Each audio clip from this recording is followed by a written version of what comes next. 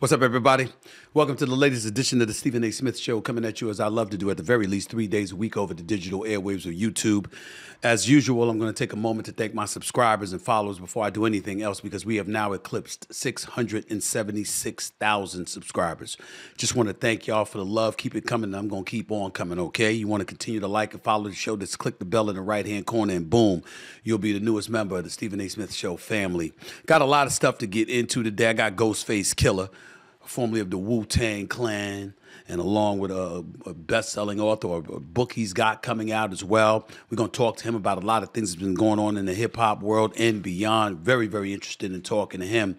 But before I do that, I got to get into a plethora of subjects that are just simply unavoidable, and I just want to get some stuff out of the way. Some stuff I've spoken on already, some stuff that's going to be fresh. Obviously, I'm going to preview the conference finals a little bit later on in the show. But if you saw me anywhere yesterday, you know that I want to quickly get started with talking about my man Draymond Green of the Golden State Warriors. A few days ago, Draymond went on Shaq's podcast talking about media critics and specifically pointed the finger at me. He essentially accused me of not defending him and going with the public narrative about him following his last suspension back in December after he was suspended indefinitely for smacking Yusuf Nurkic, if you may recall. Smacked him upside the head in December. That led to an indefinite suspension around December 12th. He was allowed back into the league and to play for the Golden State Warriors around January 6th. But before I get into anything that I have to say, let me show you what he said on Shaq's podcast first. Stephen A. Smith really pissed me off. And the reason he pissed me off was because he hit me. He's like, yo, it's been hard for a lot of us to talk about you these last few days. And, for me, I'm like, okay, it's been hard for me to watch, but I'm watching it because I want to see everything that everybody has to say. I know you got a job to do. I know you got to do your thing and say what you got to say, but at not one point did you say, well, y'all are saying this person is up and this person need help. Now, I know the person. Say what you want about the basketball player, that's fine. But I know the person.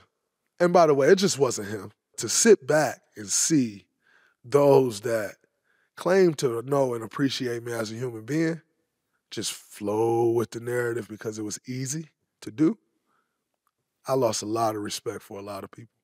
As I articulated yesterday over the national airwaves, along with appearing on the flagship station for the Golden State Warriors in the Bay Area, Draymond Green isn't the only one that lost respect for people. I've lost respect for him. And that don't mean I don't have love for the brother. It doesn't mean that I still don't profoundly respect the brother and the man that he is. But I don't appreciate selective amnesia. Now, I'm not going to get into a whole bunch of details about everything because I already did that, although I didn't do it on this podcast. Boy, is he lucky I didn't have a podcast yesterday, because obviously I'm going to say stuff here that I wouldn't say over FCC airwaves in most instances. But I'm glad I had a little bit extra time to reflect and to think about what else I wanted to say, because I really don't have much more to say other than what I've said already. I thought that Draymond Green's assertions to Shaquille O'Neal were utter bullshit. I thought that it was unbecoming of him, and my disappointment with him, I don't even know if it has any layers or any boundaries at now, because I can't believe the bullshit that he spewed out of his mouth. For the record, whatever narrative he's talking about obviously entailed people saying that Draymond Green was a problem, that Draymond Green needed help.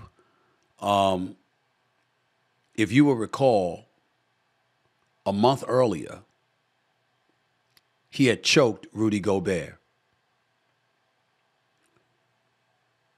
And when he slapped Nurkic,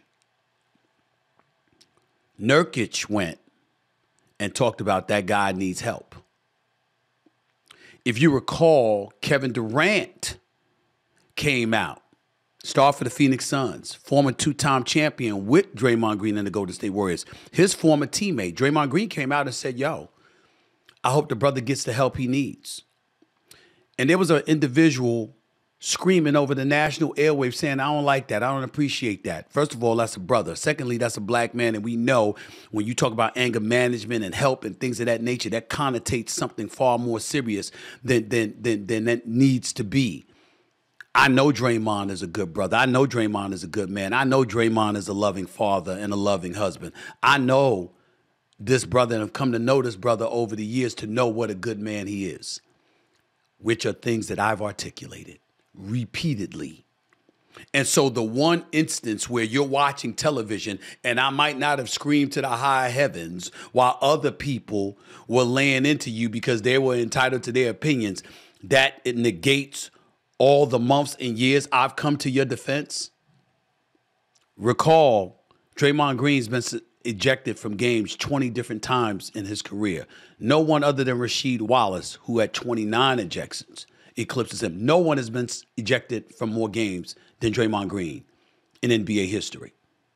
Draymond Green, over a 9-month period, had been suspended 4 times. And still, I defended him. Ask Joe Lacob for the Golden State Warriors. Ask Steve Kerr, the coach for the Golden State Warriors. Ask Bob Myers, the former president of basketball operations, GM for the Golden State Warriors, who's my colleague on NBA Countdown now. They would accuse me damn near of compromising my integrity because of how often I came to the defense of Draymond Green. Yet somehow, some way, while you sitting on a couch chilling with Shaq, my name would come out your mouth. And you would say some ridiculous nonsense like that. Never mind the fact that I had no knowledge. Ladies and gentlemen, I did not see that video of him talking to Shaq until yesterday morning. I had no idea. All of these months that have gone by, when I didn't speak to Draymond Green, I wasn't bothering him. He's a professional basketball player going through the regular season and then the playoffs. Why am I bothering you for? I didn't bother this man. I had no idea that he felt this way. I was given no clue whatsoever. And that is what really has me feeling rubbed the wrong way. If you have a problem, you know my number. You know how to holler at me. If I sat up there and talked with Draymond Green and then all of a sudden stopped speaking with Draymond Green and Draymond Green never knew, and then I go on a publication or a podcast or a broadcast and I talk about him and say stuff that he had no clue about, considering the relationship we had, you would think he would have called me and said, yo, this is my problem with you. That's what men do, and Draymond Green prides himself in being a man. But that wasn't accorded to me. I had no clue. I had no idea. So it is what it is. But I bring that up because I got something important that I want to say. I'm sick of some of these dudes. And I'm not going to mention any names. But I've about had it up to here with people smiling in my face. And I'm not talking about Draymond here because he clearly did not smile in my face and talk behind my back. I hadn't seen him or heard from him. And I wasn't looking for him, so I didn't know anything that was going on. But I've been through a lot over the last month or so. You know, the whole thing with people misconstruing my comments about, Trump and the black community when I was only talking about black Trump supporters and what they say to him. I wasn't talking about black people. I certainly wasn't connecting Trump and the criminal accusations against him with that of black people in a criminal element. I'm a proud black man. I would never do that to my community. And you do what you want to do, I damn sure ain't voting for him. Because I think that you know where I stand with Trump. I think the presidency is a statesmanship position and it's about bringing people together, not about being divisive. And I think he's divisive. But in the aftermath of all of that, I got people from all over the place coming at me. I had friends that I've known for years, letting people come on their platform and talk about me and call me everything but a child of God for 3 hours. I got colleagues that smiled in my face and went behind my back to the bosses talking shit.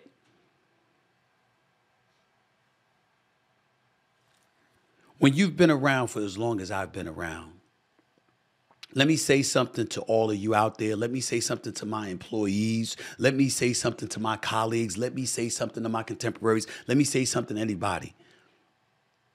When you've been around in this business for 30 years like I have, you find out everything. It might be in an hour. It might be in a day. It might be in a week. It might be in a month. It might be a few months from now. It might be a year from now. But you always find out. I'm that connected. There's not much that people are going to say about me or try to do towards me that I'm not going to find out about. And when I tell you the hypocritical bastards and sons of bitches that have tried to hurt me, I don't even know what to say. Now, I'm a Christian man and I'm a God-fearing individual. So I'm not going to sweat it too much. But what I want to say is it was disappointing that Draymond went the route of talking to Shaq and revealing to a public audience something I never knew. He was wrong in what he said because I did not go along with the narrative. I've been defending Draymond Green's character for years. If anything, he owes people like me an apology for doing so because of the continuous predicaments he found himself in where we'd have to defend him because of the ammunition he provided to others to come at him. But it wasn't me. Wasn't me. So maybe we'll talk again, maybe we won't. But either way, I'm not going to lose any sleep over it. Nor am I going to lose sleep over friends who've proven themselves to be otherwise. Nor am I going to lose sleep over professionals that don't want to talk to me. I got love for anybody who got love for me. For those who don't, it was nice knowing you. Let me be very clear about that. It's like that for me. It's like that. Now let's get to some other news, because earlier this week I spoke about Sean P. Diddy Combs' apology following that vicious assault video CNN released last week. We all saw what he did to then-girlfriend Cassie Ventura back in 2016. Well, Cassie finally responded yesterday following the outpouring of support from around the world. We'll get to that in a moment. But I want to address yet another lawsuit filed yesterday against Diddy. Jesus. This latest suit by a woman named April Lampros claims she was raped by Diddy, who also promised her connections in the fashion industry. Lampros, now 51 years of age, claims she met Diddy while studying at the Fashion Institute of Technology in New York City. I actually went there, studied advertising and communications before I went down to Winston-Salem State University, by the way. Played on the basketball team. We were 35-4 as a junior college, number 15 in the nation, but that's neither here nor there. Lampros, back to her, alleges he sexually assaulted her on 4 different occasions. On one occasion, she claims Diddy forced her to take ecstasy and have sex with girlfriend Kim Porter, who's now deceased. Lampros' suit comes a week after that disturbing footage released by CNN showing P. Diddy Combs viciously beating Cassie Ventura in a hallway of the Intercontinental Hotel in Century City on Avenue of the Stars back in 2016. The embattled music mogul has been slapped with several other lawsuits accusing him of rape, sexual misconduct, and other federal crimes. All I'm going to say is this, because my man Shabazz that I played the video the other day, folks talk about kicking somebody while they down. Nah, Diddy ain't down. Cassie Ventura was down. By the way, she was the one being kicked. He was the one doing the kicking. That adage doesn't apply. But I respect my man Shabazz and understand where he's coming from. Here's the bottom line with P. Diddy. Your name is Sean Combs. P. Diddy is dead. Never to be heard from again. It's over. P. Diddy, Puff Daddy, all that, gone. Ain't nobody want to hear that. You're Sean Combs now. And by the way, I have inside knowledge that some people close to him actually have told him that. You Sean Combs now. Ain't no P. Diddy, ain't no Puff Daddy, ain't no Puffy no more. There's a party, you ain't throwing it. There's a party you show up to, it'll stop. Ain't nobody trying to see you, ain't nobody trying to hear from you. That's the reality of the situation, because what you did on that video was so reprehensible. There are countless men who want to kick your ass because they got daughters, they got sisters, they got a mama, they got aunts, they got female cousins, they got female friends and stuff like that who would never do such a thing. And they found themselves ashamed of him. That's the reality of the situation. And now you're hearing about rape, sexual assault, and all of this other stuff. It doesn't get any better. It just doesn't. Puff Daddy, P. Diddy, Puffy, it's over. Sean Combs. Wipe those other names.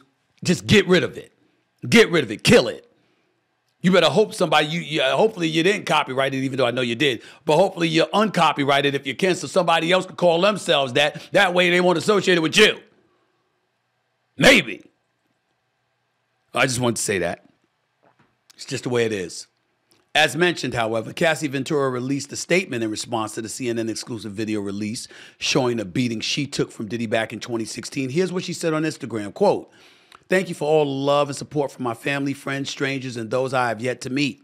The outpouring of love has created a place for my younger self to settle and feel safe now. But this is only the beginning. Domestic violence is the issue," she says. "It broke me down to someone I never thought I would become. With a lot of hard work, I am better today, but I will always be recovering from my past. Thank you to everyone that has taken the time to take this matter seriously. My only ask is that everyone open your heart to believing victims the first time. It takes a lot of heart to tell the truth out of a situation that you were powerless in. I offer my hand to those who are still living in fear. Reach out to your people. Don't cut them off. No one should carry this weight alone.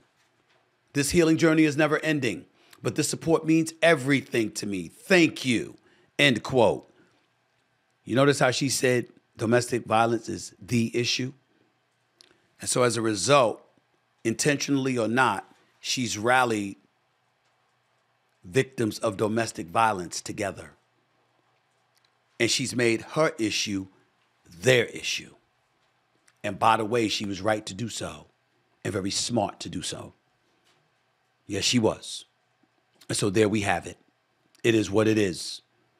There's no coming back from this from Diddy professionally. Right now, he's got to hope he doesn't end up in jail and he'll be able to live the life of a free civilian. But in terms of being somebody that's going to get endorsement deals, that's going to be a brand ambassador and all this stuff, those days are over. Make no mistake about it. Ain't no getting around this, ain't no getting by this, ain't no getting past this. It is over.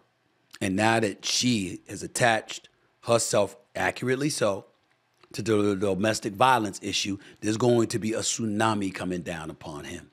It's just the beginning. It's just the beginning.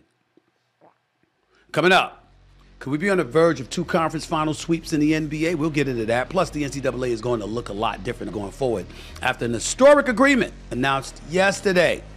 You're watching the Stephen A. Smith Show. Back with more in a minute.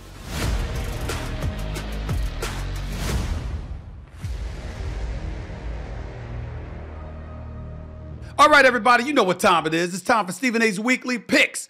The NBA playoffs are on fire right now, and that's why it was a good thing I teamed up with Prize Picks for all my real-time sports picks. If you already don't know, Prize Picks is a skill-based, real-money daily fantasy sports game where you choose 2, 3, or even up to 6 players and select if they'll have more or less than their predicted in-game stats. Pick the stats for Ant-Man, Ricky Fowler, or even for professional darts players, for crying out loud. Guys like James Wade. Then sit back and watch. It's not only incredibly easy to play, but also takes just 60 seconds. Count them, 60 seconds. That's 1 minute to make your picks, all right? So go to prizepicks.com and use promo code SAS for a 100% deposit bonus up to $100. You heard me. Go to prizepicks.com. Type in my initials SAS to get a first-time deposit match up to $100. And if you go to Prize Picks app, you'll be able to see my picks for today. So now, let's look at today's winning picks, all right? Kyrie Irving for the Dallas Mavericks. More or less than 23.5 points. You know I'm going to say more.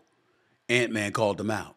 You saw what he did in the first half of the game. He's home minding his business, chilling with his children and his wife and all of this other stuff. And then Ant-Man called his brother out. He's like, nah, I ain't having it. Let me remind you who the hell I am. And that's what he did. 24 points in the first half alone. That's what Kyrie Irving did. Do I think he's going to do it again in game 2? You're damn right I think he's going to do it again in game 2. He's going to score more than 23.5 points. I'm going with more on this one. Ant-Man himself, the man who was great, but he's young and was foolish to call out Kyrie Irving. When you got to guard, you talk about you want to guard that man. I know you're thinking twice about that now. That same Anthony Edwards, more or less than 27.5 points. I can see him scoring more than 27 this game. Game 2 is a must for the Minnesota Timberwolves. He's the leader. He's the star. They're going to free him up. They know what's at stake. And I think it's one of those situations where Anthony Edwards is going to answer the call because that's what he does. He'll be ready, I believe, and we will see what he does. I think he's going to score more than 27 points. I can see that happening. We're going to go with more on that one. Luka Doncic, first team All-NBA, although some people felt like Jalen Brunson should have been up in there, but they'll remain nameless. More or less than 29 points for Luka Doncic. I could see more. I can see him and Kyrie Irving combining for at least 60 points this game. I think Luka's going to get his. I think Luka's going to do his thing. You cannot dictate this man's pace. He's big, he's strong, and he moves at his own pace. Ain't a damn thing you could do about it. That's Luka Doncic. And I think that he's going to score more than 29 points in this game. I'm going with more. Karl Anthony Towns, Minnesota Timberwolves, more or less than 21 points. I'm going to go with more with him as well, because this is a must game for the Minnesota Timberwolves. They lose this game, I can't see them beating the Dallas Mavericks for the next 5 games to win the series. I just can't see it. They've got to win game 2. It is that simple. I think Ant-Man knows that. I think he knows he's got to play better. I think he's going to score some points or some putbacks, etc. And I think more is the order of the day. The answer is more. More for Karl Anthony Towns. More for Kyrie Irving. More for Luka Doncic. More for Anthony Edwards. More for Karl Anthony Towns. More. No surprise there. It's Prize Picks. That's how it usually works for people in terms of padding their wallets. More, not less. We like that word. We really, really do. Welcome back to Stephen A. Smith Show right here over the digital airwaves of YouTube. Let's get to the NBA and the Eastern Conference Finals, please, between the Boston Celtics and the Indiana Pacers. Last night, Jaylen Brown, the $304 million man, dropped 40 points on the Pacers, while Jason Tatum and Derek White added 23 points each in the 126-110 victory over Indy. To make matters worse, Pacers all-star guard Tyrese Halliburton, a third-team All-NBA player, by the way, left the game in the third quarter with left hamstring soreness, the same hamstring that cost him 10 games in January. The Celtics have taken a 2-0 series lead heading into Indianapolis this weekend. Series is over. Let's get that out the way first. Secondly, it's just a matter of whether or not Indiana is going to get swept or not, or are they going to win a game. Is it going to be a sweep, literally? Is it going to be a gentleman's sweep? Because I don't think Indiana is winning both games in Indy. I don't see that happening. The Boston Celtics are clearly the best team in the Eastern Conference, and we get all of that. There's no intrigue here, okay? Even with Porzingis out, the Celtics are doing their thing. And I'm of the mindset that Indiana, they're just limited in what they're going to be able to do because they're not a good defensive team. Now, obviously, when we talk about Jaylen Brown, that's a different subject. This man is the highest paid player in the NBA. He's got the largest contract in the NBA, rather. He dropped 40 last night. He hit the big-time three-point shot from the left corner in regulation of Game 1 to send the game into overtime. He showed up in the finals 2 years ago on a level that's indicative of his star power, his star caliber abilities. Jason Tatum did not. When he got the $304 million, everybody and their mother was talking about how Jason Tatum is going to get, his $300+ million. You're going to have 2 players taking up $600 million. All right? Remember, Celtics went on a 20-0 run late in the first quarter into the second quarter. Trailed 27-22 before the run. You see it right there. This is what they do. Boston Celtics are that elite. But we've had questions about whether or not they'll win the championship because they engage in too much one-on-one basketball. They seem a bit too sporadic at times on offense. Jaylen Brown and Jason Tatum still haven't learned to play off one another. It's my turn. Now it's your turn. Now it's my turn, as opposed to them playing with one another, two-man ball against some competition, which they usually dominate. So that's unfortunate and that's challenging. But nevertheless, the Boston Celtics, as predicted, will represent the East in the NBA Finals. I don't think anybody's doubting that. Barring a catastrophic injury, I can't see anybody beating the Celtics, meaning the Indiana Pacers, because that's all that's left in the Eastern Conference. Can Dallas and Minnesota beat Boston? You damn right they can. So it's going to be real interesting to see what happens. And that's what we have to stare at. Here's the real story, though. Jaylen Brown is pissed off that he didn't make the All-NBA team. Now, I'm looking at this, right? And I want to be fair to him because the brother is special. He can ball. But I'm looking at the first team. Shai Gilgeous-Alexander, my MVP. Nikola Jokic, Luka Doncic, Giannis Antetokounmpo, Jason Tatum, his teammate, who's the Boston Celtics' best player. I mean, look, what are we saying here? You're going to remove Jason Tatum. You're going to remove Luka Doncic. You're going to remove Giannis Antetokounmpo for Jaylen Brown. You ain't doing that, so he don't belong on the first team. The second team, Jalen Brunson, Anthony Edwards, Kevin Durant, Kawhi Leonard, Anthony Davis. I think you can make a legitimate argument for Jaylen Brown versus Kawhi Leonard. I think you make a legitimate argument. Not Anthony Edwards, not the way Minnesota was looking most of the season. And he's the leader of the squad, and Jaylen Brown is not. But if you wanted to keep Jaylen Brown off of it, right, then we got to look at the third team. LeBron James, Steph Curry, Domantas Sabonis, Tyrese Halliburton, Devin Booker. Well, Devin Booker and them got swept in the first round. Sacramento didn't even make the playoffs. Neither did Golden State. And the Lakers squeezed in as a play-in and got bounced in the first round in 5 games by Denver. Boston Celtics had the best record in basketball all year long. He's the number 2 option. I understand this. I just don't know who you move off of this in favor of a guy who's the number 2 option on a team universally recognized as the best in the game. You got Derek White and Drew Holiday in your backcourt. You got Porzingis as your center. You got Horford coming off the bench. You got Jason Tatum as the number 1 option. So Jaylen Brown is absolutely pissed. I just don't know who you move off of this. So it's going to be interesting. If you're Jaylen Brown, here's how you resolve all of this. You go to the finals. And whether it's Kyrie and Luka or whether it's Anthony Edwards, you bust their ass. If you do that and you win the championship, and dare I say you play better than Jason Tatum because you've been playing better than Jason Tatum throughout these playoffs, but you do it in the finals and you win the championship, we won't be able to leave Jaylen Brown off of no All-NBA list again. Not in favor of cats that were in the play-in tournament or didn't even make the playoffs. Can't happen. Or get swept in the first round. Can't happen. Could happen now, though. Could happen now. Moving on to the West, where the Minnesota Timberwolves lost Game 1 of the Western Conference Finals at home with Game 2 tonight. The T-Wolves were somehow out-rebounded 48-40 by the Dallas Mavericks, and also dominated 62-38 points in the paint.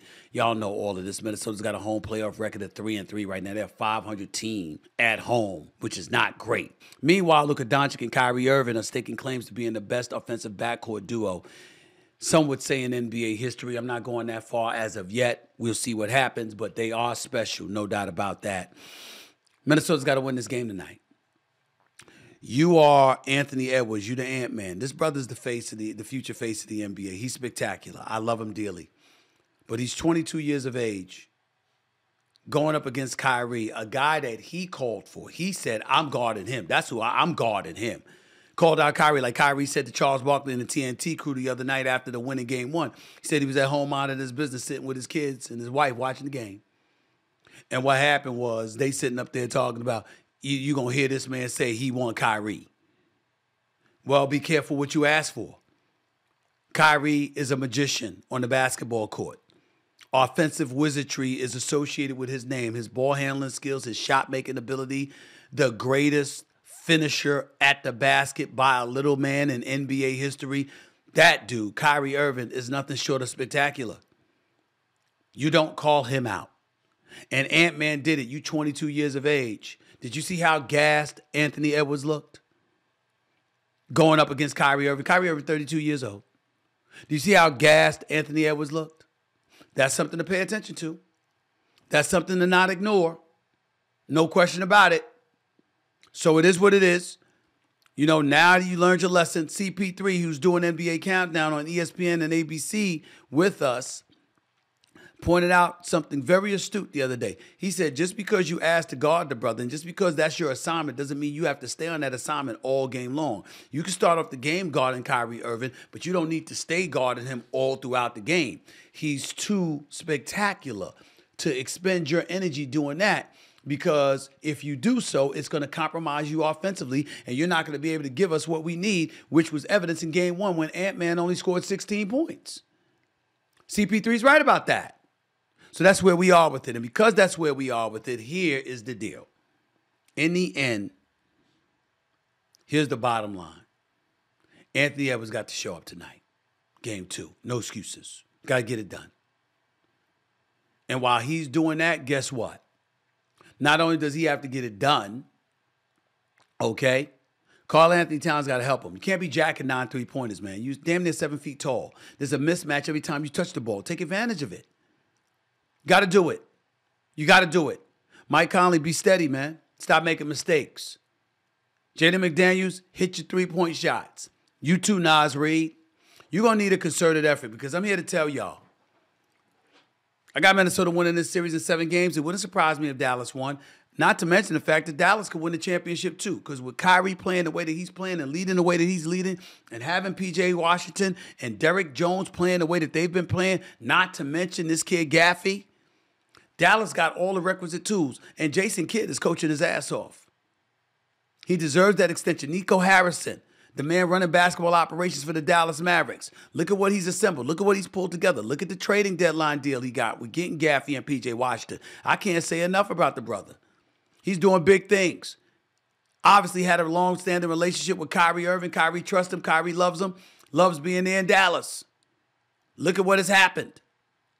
Minnesota's got to win this game tonight. Because if they don't win, they ain't winning this series. This is not Denver. You're not beating Dallas 4 games in 4 out of 5 games. I don't believe that. And you ain't going on the road and winning 3 games in the playoff series in Dallas. Minnesota won games 1, 2, and 7 in Denver. I can't see them winning. If they lose tonight, they're going to win 3, 4, and 6. I can't see that. So let me just get that out the way.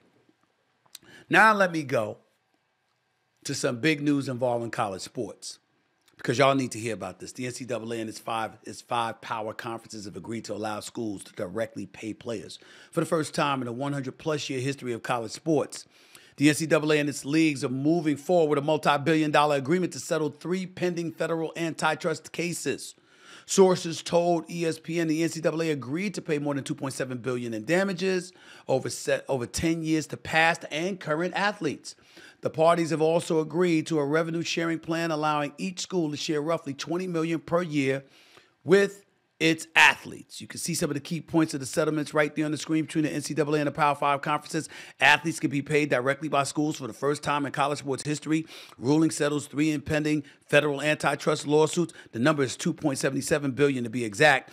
Revenue sharing plan, all Division I athletes dating back to 2016 are included. Athletes can no longer sue NCAA for antitrust violations. This is not the end of this. Let's get this out the way. This is long overdue. The NCAA and these respective institutions under their umbrella have been taking advantage of student athletes for ages. And I know that all ethnic groups have been included, and I get that. But we all know what we talk about here. We talk about basketball and football, which is vast majority of them happen to be black. You were taking advantage of the desolate and disenfranchised. And in flagrant fashion, you had an institution, you had lawyers, you had administrators, you had educators, you had everybody on one side going up against a bunch of kids. They didn't stand a chance. And if you're the NCAA, you should be ashamed of yourself. You've been exploiting these kids for years. This ruling is important. It's not just because you won a case for $2.77 billion. It's the fact that you have to retroactively go about the business of compensating athletes from the past you took advantage of. And that's going to give us a look into exactly the insidious things that you were doing to get your way at the expense of kids and their families, pocketing all of this money, keeping all of this money, taking all of this money. But if a kid went into a damn bookstore and his name was on the damn jersey and the book clerk or somebody wanted to give him a jersey, that was an NCAA violation. See how extreme they were? You making all of this money, but a kid couldn't get his family to fly into town to watch him, or pay for gas for them to drive to see him, or fly home for Christmas or Thanksgiving to spend time with his family. But y'all old asses were doing it. You ain't bounce a ball, you ain't catch a touchdown. And in the process of doing all of that, you were denying them representation. They didn't have representation like they're about to have. There were no agents allowed like it is now with name, image, and likeness and the transfer portal. There was no union. There was no representation. You got away with everything. And now chickens are coming home to roost. The NCAA brought this on themselves. They brought this on themselves. They brought this on themselves. Everybody talk about arrogance, arrogance. My man Paul Feinbaum was on the show with me on First Take, my day job, on ESPN every weekday morning from 10 a.m. to noon. He was on the air with me and Jay Williams this early this morning, talking about the arrogance of the NCAA, the arrogance of them. It wasn't arrogance that kept them fighting this fight until they had no more fight left in them. It was fear, because they knew that once the Pandora's box opened, we would find out all the damn skeletons they had up in there. We're about to find out a hell of a lot more about what the NCAA and the institutions under their umbrella were doing to exploit and take advantage of these athletes. We're about to find out a whole lot of dirt. And I'm here for it. I want to know it all. Because I'm not speaking about individuals, but as an institution, they ain't worth a damn. They never have been. And now we're going to see college sports, essentially, particularly college football, reduced to two power conferences, essentially. Eventually, it's going to happen. Don't give me the Big 12 and all of this. It's the SEC and the Big 10. We all know that's what it's going to come to. That's where all the money's going to go. Everybody else is going to have a name, image, and likeness. And by the way, don't give me these mid-level schools. You got 12 playoff teams, a lot of whatever. I'll be damned if 10 of them ain't going to be from the SEC and the Big 10. We ain't trying to hear it. Because we know that's where the best teams are going to be, because they're going to have the best talent that money can buy. And it's going to be totally legal. They brought this on themselves.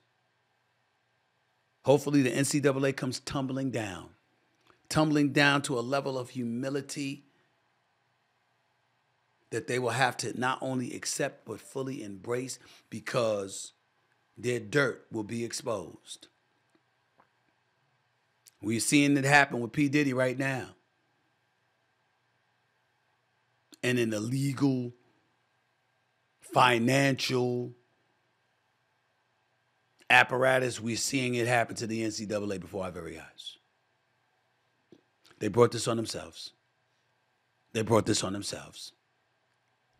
Coming up, iconic Wu-Tang Clan MC, Ghostface Killer's in the house. He's here. I'll talk to him next. Stay right there.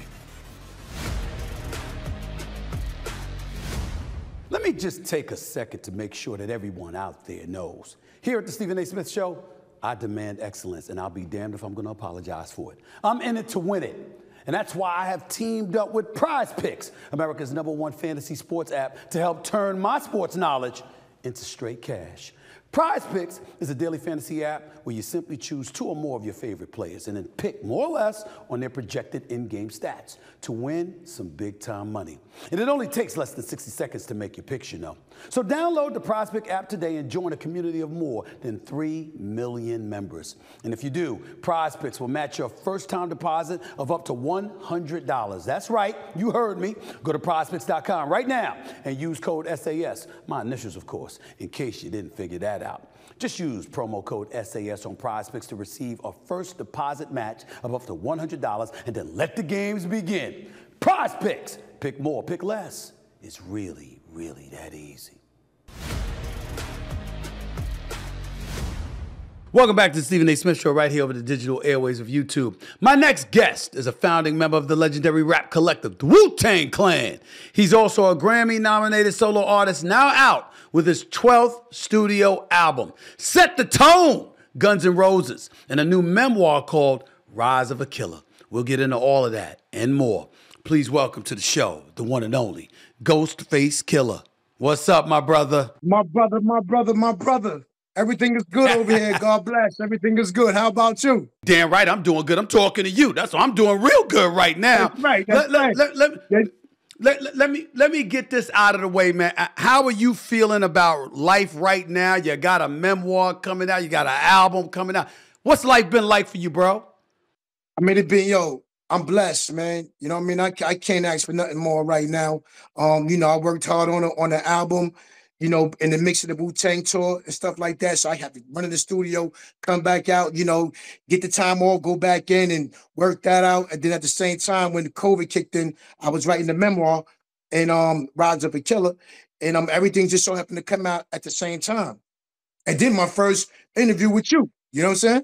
Yeah, there you go. Well, listen, you know I'm privileged. You know I'm privileged. I ain't mad at you at all. This is an honor and a privilege, my brother. The Wu-Tang Clan ain't nothing to fuck with. I know what time it is. I know who I'm talking to right now. But let me ask you. I mean, when you thought about writing a memoir and what inspired you to do it? Was it just COVID? Did you just have a lot to say? Was there a lot of shit that you was holding in over the years? What was it? More or less, my manager was like, yo, people love when I tell stories, and especially in my raps and stuff like, and then my sense of humor.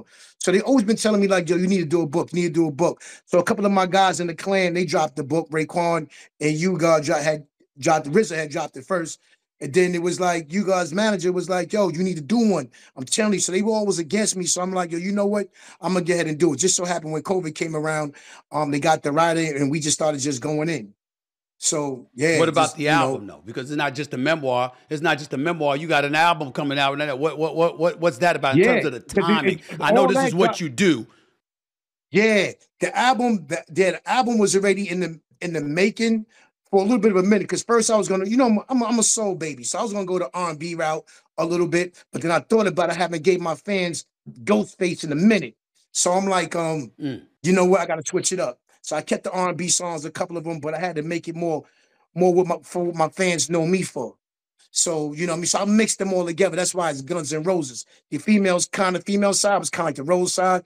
The Guns was kind of like, for the streets, because it's called Set the Tone, because I'm setting the tone for my next album called Supreme Clientele, number 2, because I did the first one already. So this is 2. So I said, yo, I'm going to call it Set the Tone. When's Supreme Clientele coming out? When's that coming out? Oh, that'll be out like another 12 months though. But I'm gonna drop a single like at the top of the year. I'm gonna drop a single at the top of the year. Okay. I'll be looking forward to that. Yeah. When somebody says Ghostface Killah and they talking about you, what do you think that should personify? What do you think that should mean? They say Ghostface Killah. What do you want to be known as? As far as what, like the way they. No, I'm just talking about your persona. Somebody looking at you, somebody knowing your work, knowing your history, knowing what you bring to the table, and then juxtaposing that to this day and age, what we living in now. What do you want to be known as? Just for me putting that work in, just putting that work in. You know what I mean? Like when you get to know me, you get to understand. Like the name might sound stronger than when you meet me and stuff like that. But I'm a very down to earth person. You know what I mean? I love to like speak on good vibes and just chill out, laugh like anybody else. Like, you know what I mean? But when it comes to that music, it's like it's different. It's different. It's just a different whole new ball game. It's just deadly. So I want them to respect my pen, to respect the work that I put out.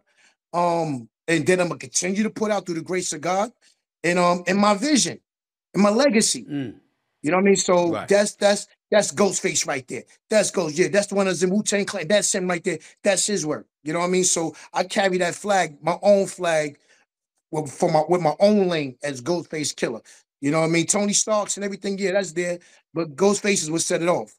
What I love about listening to you, talking to you, and what have you is like, it's not just about wanting to have a good time or whatever, but you're a candid brother. You're going to let people know where you stand. You're going to let people know what you think Oh yeah. about a lot of different issues. And you've spoken about a lot of things, including the state of hip hop. And now, and if I remember correctly, you were alluding to how you feel it's lost its substance. Talk about that for a second. How you feeling about today's hip hop industry? And when you make a statement like that about it losing its substance, why do you feel that way? Because I remember coming in and even listening to the greats, it was like we had something to say. We had, it was character. We had topics. I feel that we lost a lot of that, and like everything is more like simple now. I know things never stay the same, so it was bound to happen.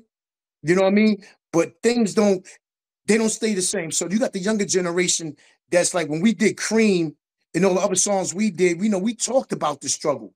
We talked about it and made it still where it was still cool.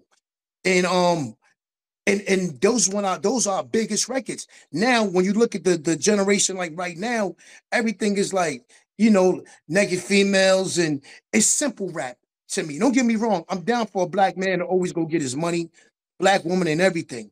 But I think there's ways that you can still go about it. You know what I mean? So once you get trapped in that world, it's like you become that, and that's all you know. See, when it comes to writing like raps that I used to do, that I do, it takes time.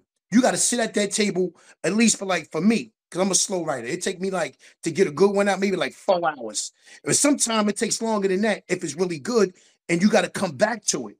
These kids could just go in there and just do whatever, as long as they mentioning liquor, jury, cars, and women in there. It seems like okay, you made a record. You know what I mean? And drugs. But I remember we had to when I was going again when we had Nas, Biggie Smalls, Mobb Deep, the Clan, everything. We had to really write, and it excited me when I heard of Nas something because it inspired me.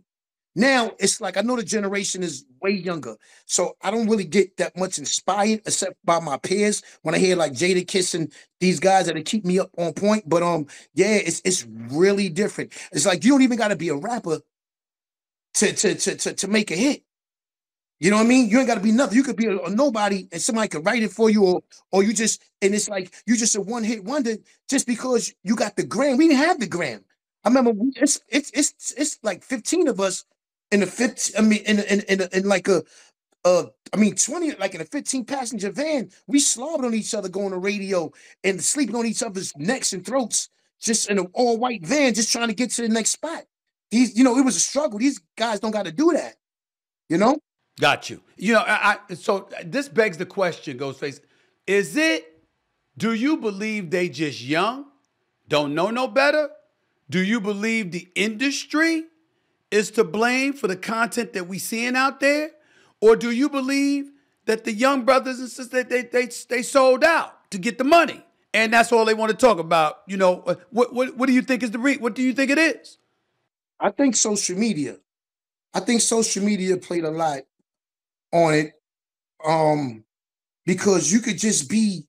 I seen stuff that like I wouldn't even expect to just take off, and it just take off like. But where's the raps? And it just made it so easy. So if everybody, I think, let me see, because if you got a lot of people liking, it just goes to where their mindset is at. It's their mindset as well, because like when I was younger, when I was like 15, 16, it was like I used to hang with the older guys, and it almost felt like, yo, you know what? My mind was there. Like I was like old, I was like an old young person. You know what I mean? But it just seemed like Yeah. somewhere down the line, Yeah, you know what I mean? Because it seemed like somewhere down the line, these kids just got stuck. But I can't really blame them. You got to blame the parent, Right. you know, because that's where it all comes from. Because they're looking at us and they're looking at them. You also blame the media. You didn't like the way, you've been critical of the media's role in covering music these days. What's the Oh issue yeah, with the media? because they just give it just it's just real quick. It's like, all right, take for instance, the media got you know what? Even with the Drake and Kendrick thing, it's like with the one part of the media, it's like they're going at it, right? And those are two black, they're brothers, you know what I mean? But it's like, and they amping it on though. And I know battling was Okay. always good for the soul, you know what I mean? Just for whatever. But it's like, yo, God forbid one of these young men go out there and get killed. Since y'all was the one refereeing the whole situation, the media and the DJs, it's like, then I can hear right now, we got to stop this. We got it this, and we got it that. Right. You know what I mean? And the media, and I'm like, oh, now you want to sit there, but you wasn't saying it when it was lit and it was just on fire, and y'all up there saying like, we got 24 hours to go respond. You know what I mean? So the media, it got its ways of playing it, and people follow the media. I will say this so though. The media, I will say, yeah. I will say this to you though. I get your point, and I'm in the media. You right. Hell, we ain't gonna sit up here in front and act like you ain't right. I get that. But what I would also say is that you got cats in the hip hop industry that was pushing it too. Yo, this is what it was. This is how it always been. You battled. This was they were sitting up there egging it on. I mean, they were doing it more than the damn media was. What about them? Exactly. I'm reading the comments, and you're right. And you're right. And I'm just looking at it like, because every time like somebody passed away through violence, and it's like, yo, we gotta. But y'all was just preparing. Y'all was just waiting for this and waiting for that. So I'm like, yo, you know what? Let me just stay in my lane, and at the same time, I'm glad that I'm aware of the situation and how it's, because sometimes some people can't see it, but you know what? I can see it, and I know where it's going. You know what I mean? So, but it's a combination of things with this generation that's coming into right now. Like, you know what I mean? And when they doing it, they getting a little bit more personal. They digging up receipts and this and that. Before, when we did it back then, you had your LLs and this one and that one, and it was like, okay, it seemed like it was more fun. It was kept hip hop. Now it's, it is what it is now. What are your thoughts about Kendrick Lamar and Drake? You brought them up. What were your thoughts when that was going on and they were going back and forth at one another to some degree? Still is to a little less. It's quieted down a little bit. Hell, some people joking they probably be on tour together within a year, something making mad dough over this. What are your thoughts about what's going on? And if they do be on tour in a year from now, I'll be happy just to see those guys get ahead and mend that. You know what I mean? But that's right. So I thought it was going to be because they considered like between J. Cole, Drake, and Kendrick, they like the top for this generation, like the top three lyricists. You know what I mean? And to see, we always want to see the best, Stephen A. You know what I mean? So it's like to see, word, you got Kendrick and you got Drake. You know what? This gonna get interesting. You know what I mean? But then I'm hearing it, and then it's real personal. And then they really like going like digging up old receipts and this one, like it wasn't really the hip hop like I know when you had That's what I was trying to tell people. I said, yo, this is too damn personal. This is y'all going beyond the pale with this shit. We don't need to be knowing all of this. We don't need to be knowing all of this. Exactly, brother. So, and that's how I took it. Then after a while, I had to really like, yo, you know what? It is what it is. And you know what I mean? All right, this is the new generation. All right, cool. Long as nobody get hurt, I'm cool with it. But I don't gotta like keep sticking my head in who did this and what Drake said and what Kendrick said and this and that, man. Like you said, hopefully they get on tour together and make a ton of money. You know what? When you talk about lyricists and how they at the top of their game or whatever, I'm gonna ask you to give me five people. I'm talking about all time. Who, when you look at it from that perspective, I mean, five godlike figures like, yo, these are the brothers that should always be revered in this industry. Who would they be in the hip hop industry to you? Five. Give me five. You know, five is really not enough. You know that, right? I know that. Because I know that. Hell, yeah, I said to yeah. you know why I can ask you this, right? Because I suffered the consequences. I was talking about Eminem and Nas, and everybody was getting on me about this shit. I'm like this. If I'm a media person. I'm a sports journalist, damn it. If they can get on me about it, I damn sure can ask those cats in the hip hop industry who's the real top five. Okay. You know what I'm gonna do? I'm gonna give you 5, but it's way more than 5 to me. So I don't want nobody to take it personal. All right. But I'm gonna give you 5 that usually that'll go make me right. That makes me right. Okay. And that'll be Nas, definitely. I tell him all the time, yo, Nas you're a golden special. child, bro. Golden child. Even my brother Genius. Genius is like a walking he's like a Wall Street Journal. I mean, I admire you when you know, because you don't taught me words. You know what I mean? Just watching you, that let me go look that up.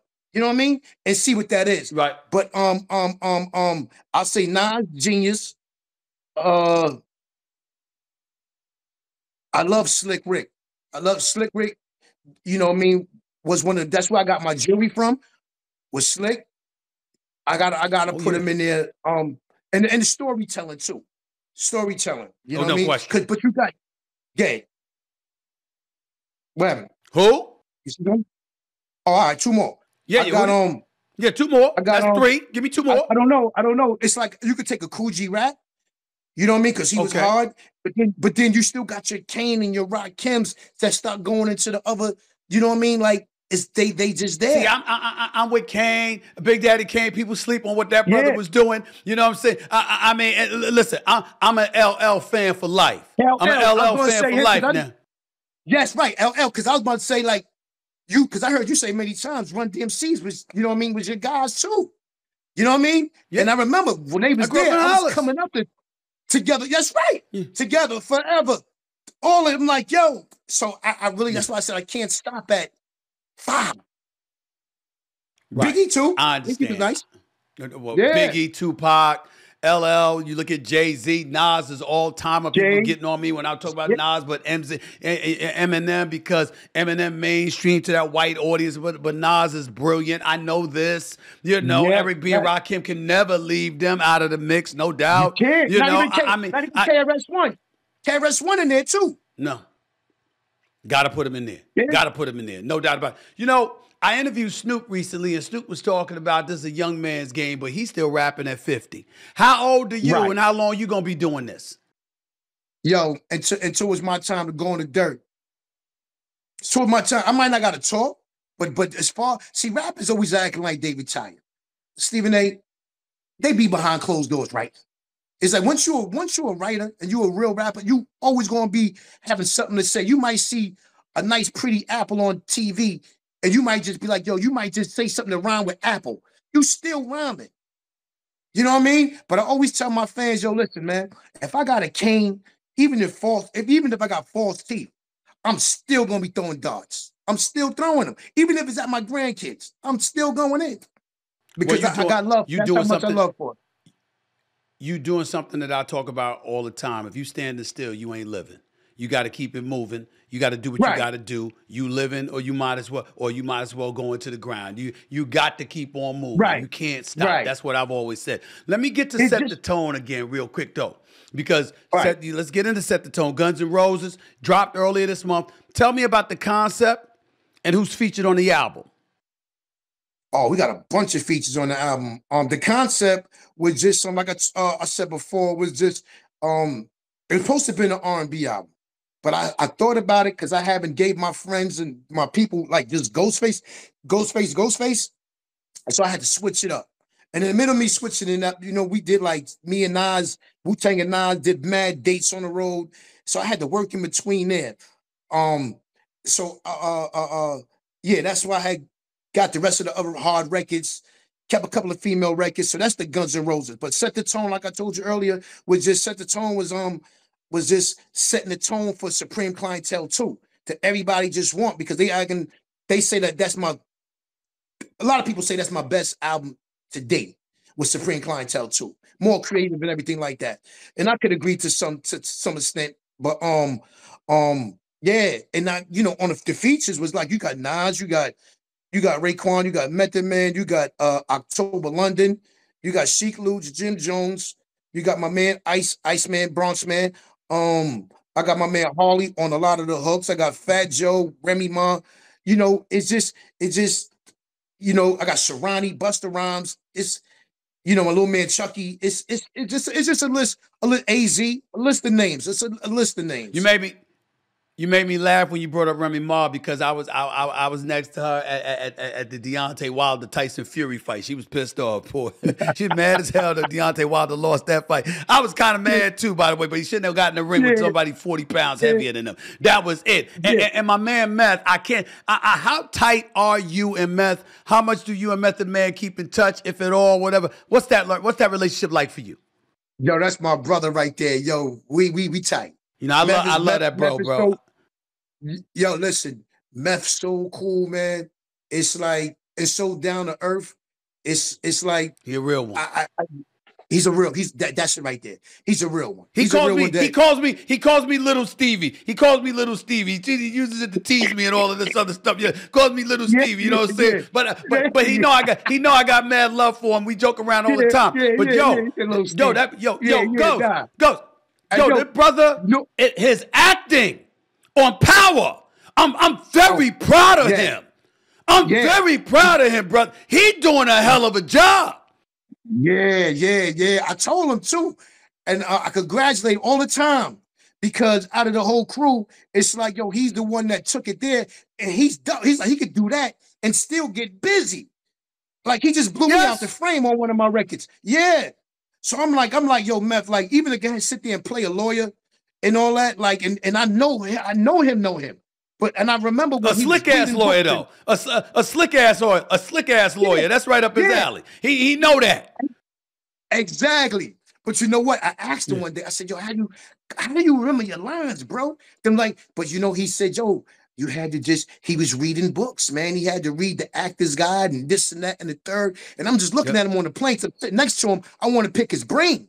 And every time I get a chance to, like, I might come to him and I might be like, yo, the money was left on the docks, man. So what are you gonna do about it, man? They've been sitting there for like 3 days now. Yep. You know what I mean? Nobody ain't get it yet. I need that money. What are you gonna do? It's at the dock. And just go into acting mode out of nowhere. And he knows how to get him to feed right back into it.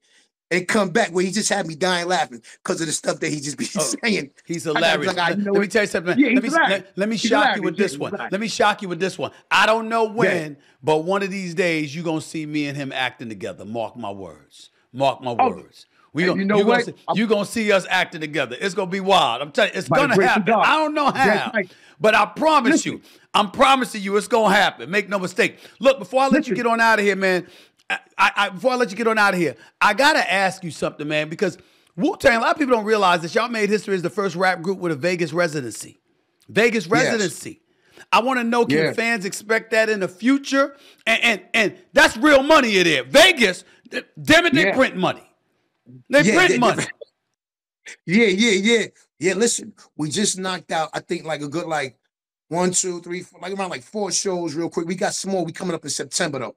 But if everything is selling out really well, so they just wanted to test us. So they saying if it goes well with these next couple of shows, they might give us 50 to 100 dates next year in Vegas. Wow. With the residency. So it's a blessing, to be here like 30 years plus and to still keep it going and to see that. It's like I can't even complain, It's just work. I give all praises due to the Most High, and and just keep the good energy, the good vibes, and to continue to receive what the Most High just placing upon us. That's it. Last question for you. Wu-Tang logo permanently etched in the minds of an entire generation. There's no denying that, man. Does it surprise you to see people of all cultures just supporting y'all, just with everything that comes with the Wu-Tang Clan? I mean, does that surprise you? How does that make you feel? Yes. I feel so happy. And I feel so blessed at the same time because when we first came in, I knew that we was going to be something as far as just musically, but I didn't know that it was going to become like a cult where when you go overseas and you see people pull up their shorts and you see a picture of Old Dirty on a leg, You know what I mean? And I know there's people. I said this to my man the other day. Like, I know there's people because there's so many tattoos. And so many people coming to me telling me, like, yo, my man passed away. He was a Wu-Tang fan and he had the tattoo on him. And I'm thinking, like, how many tattoos is in that grave with that W on it? Like, this is a cult. You go to Australia, New Zealand, and it's more bigger there than it is here. So, but I'm totally blessed that the Most High put us on that train, that plane, whatever you want to call it, that ride to get to where we is right now, bro. Because we were just kids coming out of the staircase inside the, like, in 1988, 87, inside the era. And you know me, all I got is you, baby. I came up off the oatmeal and fried bologna and plucking roaches out the cereal box. To be where I'm at right now, yo, bro. I try to tell people that all the time. We know what roaches and rats look like. We know what that's like. That's right. That's right. That's right. You know what I mean? So we out here. And yo, one thing to the love doctor. You know what I mean? I know. Yeah, to the love doctor. To the love doctor. What's up, bro? I know what you need, bro? What you need? I'm here for you. What's up? Yo, I wanted to get here, right? Because it was like, I know you love Martin. And every time not every time, but when you up there like that, and you give him like one of the rev, you wet behind the ears, you have me on the floor because the more I watch Martin now, it's like I enjoy it more better than what it did when it first came out because I'm looking at everything. And to hear Martin say like, yo, Gina, I fell off, like this and that and the third. It's like, yo, but I want to ask you, what's your best episode? My best episode of what, though? Or for Martin Lawrence? Of the Martin show. Oh, easily. The time, it's two of them, all right? The one and one. Yeah. The one where he told the story about first meeting Gina. And then, not now, baby. No words, baby. Don't get happy on me, baby. Yes. You know what I'm saying? She comes gliding across. So where do we go from here? To the top if you're not afraid, baby. I mean, that shit was hilarious, right? Yeah. But that's my favorite one. But it's tied with this one. It's tied with this one. When he sat there and found out that Tommy and Pam hooked up. When they hooked up, and because it was the introduction of the love doctor. Remember that? Yeah, I remember. And so, and he come out of the bathroom. That's right. He come out of the bathroom, and Gina was like, "Hold on, I got to get the camera. This is a Kodak moment. You know what I'm saying?" And Tommy just came up on him. Just coming up. I want to go back here. Tommy got in the space show. You ain't gonna be talking. I heard enough of the insults. He's like, "You acting like that's your woman, Lou Gossett." Hilarious. Those are my two favorites. Yo, you killing it right now. Yeah, yo, listen. I'm just telling you. Go ahead. I always want to ask you that. Yeah, because I watch him like, this guy. Yo, listen, I watch this so much. Favorite comedy. No, he's the best. That's the best. Because I used to be like, Jamie Foxx and Martin show. Martin show blows it away. Just blows it away. I gotta say that though. But mine is when him and Cole was fighting in the store. Remember they fighting in the store? Oh yeah. That was funny. When he told Pam like, yo, you so fluffy. Yeah. That's when he said you wet behind the ears. That was the wet behind the ears. That's right. Yeah, man. But it's a lot of them. And then it's the last one. There's another one too, though, right? When he sat up there and tried to imitate Nino Brown from New Jack City when he thought they stole his CD player, his DVD player. Suspicious Mind. That's Suspicious Mind. That's right. That's it. That's what I'm telling you. That's Suspicious Mind. That's right. And it was Bruntman. Bruntman took it. Yeah, I thought you get my note. I thought you get the note I left you under the bathroom sink. What? Yeah. That's the dumbest. What? Why would you leave a note under the bathroom sink? I figured you looked there since I ran out of all the toilet paper. Hilarious. Absolutely hilarious. Yo, bro. The best. Yo. The best. Listen, I know you get ready to go. Last question, I promise. Right. Because Cream, you brought up Cream Finance. Cryptocurrency rules everything around me. You heavily into Bitcoin. You talk about releasing 10,000 Bitcoins of exclusive music for your new album. You got your own damn killer coffee brand. I mean, what? You ain't just a musician. I got to get you some coffee. Yeah. Yeah, different. Go ahead. You're gonna love it. You're gonna love it. Different kinds of coffee. Okay. And Jadakiss is doing the coffee too. So we was talking like, yo, we got to get sponsors we can get ahead and get together and just merge it. You know what I mean? I spoke to Jada about that. Yeah.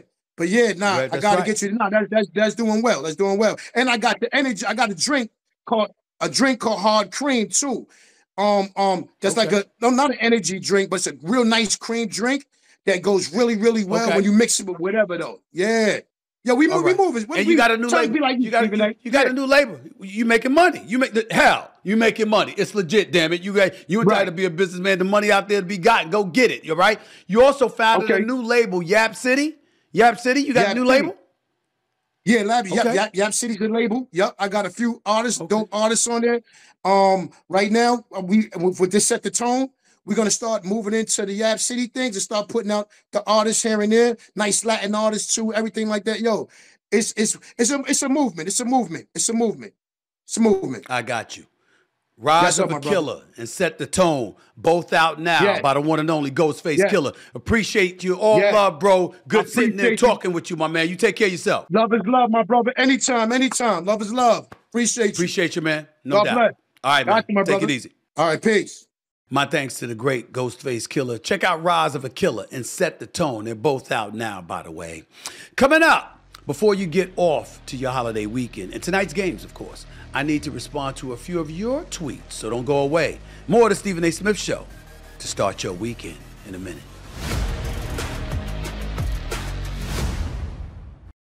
Welcome back to Stephen A. Smith Show right now, y'all. Before we get on out of here, I can't start the weekend without going to some of your tweets to see what y'all got to say, right? So let's get right to it. Let's get to your tweets before I get on out of here.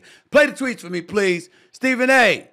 That looks a bit foggy. At Eric_IKYG, I believe, writes, hey, Stephen A., pick your top 3 cereals. I don't even know why y'all got that damn list there. I'm not picking up from there. First of all, I don't appreciate the fact that you got Captain Crunch on there when those are Crunch berries. That's not Captain Crunch. Captain Crunch is without the berries, okay? Captain Crunch berries, that's what those are, okay? So, definitely so, all right? You don't have my second favorite cereal up there. That'll be honeycombs. Honeycombs, all right? Third is a tie. It would be sugar corn pops. All right? And it would be Tricks. Yeah, Tricks are for kids. I'm always a kid. Those are my top 3 cereals. Captain Crunch, Honeycombs, and a toss-up between sugar corn pops, Tricks, and I can't forget Fruit Loops, because I love my Fruit Loops, too. I haven't eaten this stuff in like a year, y'all. I might have eaten one bowl of cereal in like a year. I'm talking about life-changing. But I'm going to cheat eventually, damn it. I miss my cereal. I miss it. Let's go to the next tweet, please. Next up. What's up? What you got for me? At Shawnee writes, Stephen A., is Ash Ketchum the most overrated Pokemon trainer? 25 years with 1 championship. With 25 years with 1 championship, I'd say hell yes. That's worse than the Atlanta Braves. Okay? That's even worse than the Dallas Cowboys. I mean, Dallas Cowboys haven't been to a title in 29 years, but they do have 5 championships on their docket. So I got to give love where love is due. You understand? Even though it was back in the days of Roger Staubach and then ultimately Troy Aikman, Michael Irvin, Emmitt Smith, that kind of thing, with Deion Sanders contributing to one as well. But you go 25 years, you just got 1 championship to show for it with the same squad. Yeah, that's a little bit much. You should have at least 2 to 3. I would say that. Let's get to the next tweet, please. Get to the next tweet. At Lakers Fanatic with 2 eyes. Stephen A., I just found out my girlfriend of 6 years has been unfaithful. Should I forgive her or move on? Move on. Move on. That's an easy one. Let me tell you why you got to move on. Okay? Look, none of us are perfect. All right? I'm certainly not perfect. I mean, I'm pretty close to perfect now. You know, back in the day, that wasn't the case. I dabbled a little bit too much, if I should say so myself. But I'm older now, a bit more mature. I'm not out there searching for anything. You know, I found, I've got a good one in my life. And so it's all right. It's all right, you know. We'll see. But it ain't about me. I'm not talking about myself. I'm not talking about myself, as Bernie Mac would say. I'm talking about you. And let me say something to you about why you should dump your girl. Because you should get rid of her ass. Let me tell you why. I'm not speaking for every woman or every man. This is just a general, generic statement. And I got people in front of me and members of my staff looking at me with rapt attention because they married. You see, I'm not. You understand what I'm saying? I can get rid of somebody in a heartbeat and I ain't got to worry about no alimony and all that stuff. You see what I'm saying? I ain't got to worry about half. Forgive me, Miss Fufu, but when I met your ass, you were dead, broke, and naked. Now you're one half. See, I ain't got to worry about that. They do. Griff, Galen, Mike, I'm not telling any names. Izzo, I'm not telling everybody's name. But you know what I'm saying. They got stuff to worry about. Bailey, he getting ready to get married. Lord have mercy. I'm not talking about Bailey. You know what I'm saying? He might start crying right now. We don't want to do that.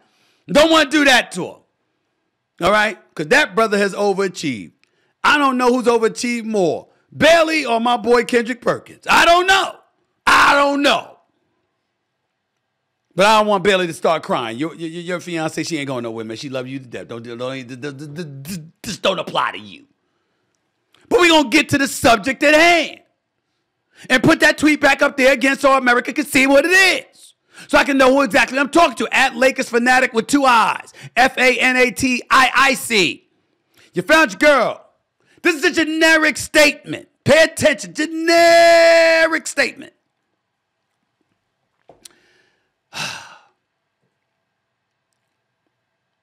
Men are whores.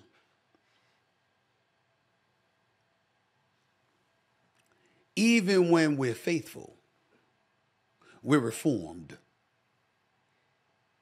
We always look. Not to say that women don't. But our egos get in the way. Do we still have it? Can we do what we used to do? Do we got the gift of gab? Can we shoot game? Is she going to be receptive to that? Are we attractive enough? We in shape enough? Are we this, we that? We got a lot of stuff. Even when we don't do anything. All the people that work for me, they go home to their woman. They scared to death to lose their woman. You understand what I'm saying, Michael? Mike ain't trying to lose his wife. I can assure you, Galen ain't trying to lose weight. Brother Larry gained some pounds. He ain't trying to go out there and start over. Oh, Galen ain't going nowhere. Girl, you understand? She ain't got nothing to worry about. Galen ain't going nowhere. Griff, you understand what I'm saying? Mr. Eskimo himself, that brother ain't going nowhere. He ain't going nowhere. Izzo, please. You understand what I'm saying? That brother racing out to go home. You understand? Well, he calling her in advance. I'm leaving the office now.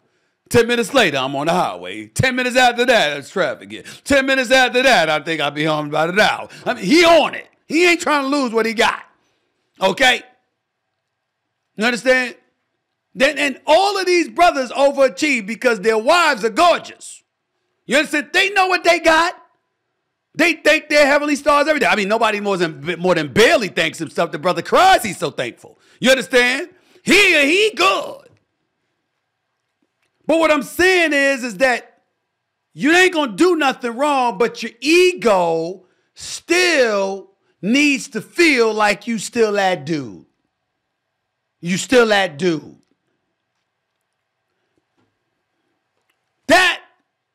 That's all I mean when I say men are whore. I'm not talking about literally with their actions. I'm talking about a mentality. Women are not like that for the most part. It's not to say ain't women out there cheating, because you know some of y'all are.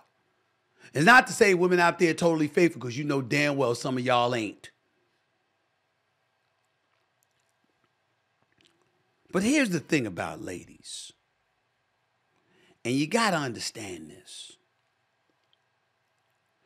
When you that dude who does it for them, they don't want nobody else.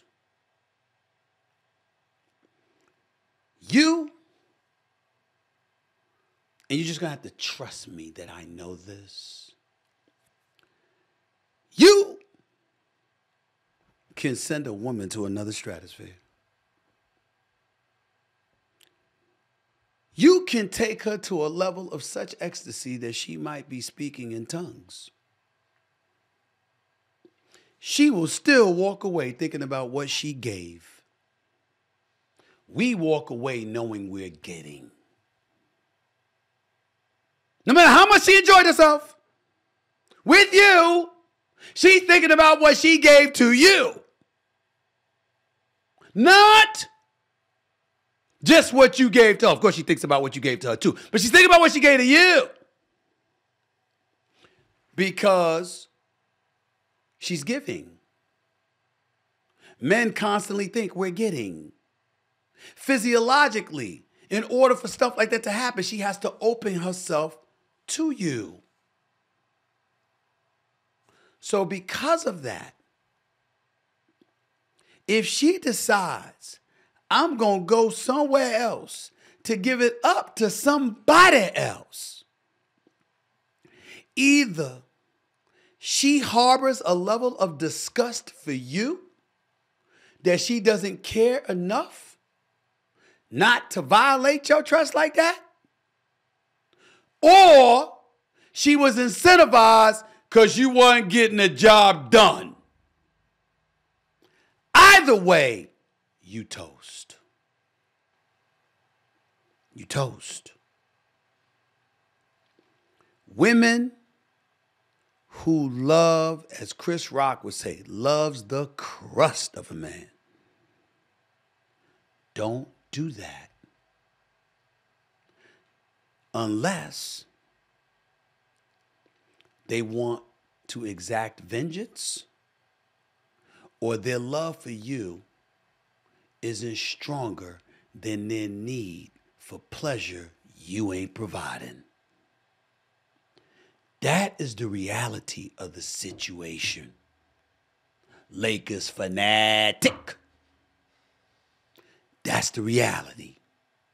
I'm telling you what I know. That's all I want to say. Good luck, brother. Believe in you. Talk to her. Find out what it was that went wrong. And then bounce and make sure you correct the error of your ways so the next woman you give a chance to might not do that. But this one right here is a wrap. She's not for you anymore. Accept that and move on. That's it for this edition of the Stephen A. Smith Show. Hope y'all enjoy y'all weekend. Hope y'all enjoy NBA playoff action. We'll revisit a lot of things next week. Thanks again to the subscribers. It's eclipsed 276,000 subscribers. It'll be even higher. It'll be even higher. Once this weekend is over, I'm looking at it right now, to be exact. 600. I'm sorry, I said 2. It's 676,000 plus subscribers. As long as it continues to grow, the show grows. And as long as the show continues to grow, I'm not going anywhere. Just want you to know that. Thank y'all so much. Until next time, peace and love, everybody. I'm out.